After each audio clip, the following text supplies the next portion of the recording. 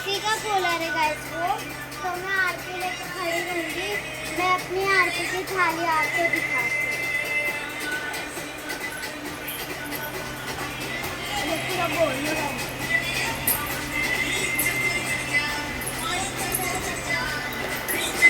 ये मेरी आरती की थाली है और हम लोग रेडी हो रहे हैं। हम लोग वेट कर रहे हैं कि कब तक हमारा कूलर आएगा।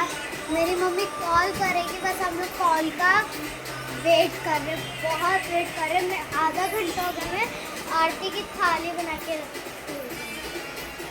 बस मेरी मम्मी का फोन आ जाए, फिर आधी वीडियो में आपको बाद में करके बताऊंगी। हम दोनों आरती करेंगे, मैं ही आरती करूंगी, मेरी बहन वीडियो बनाएगी और मेरा भाई, ये मेरा भाई है।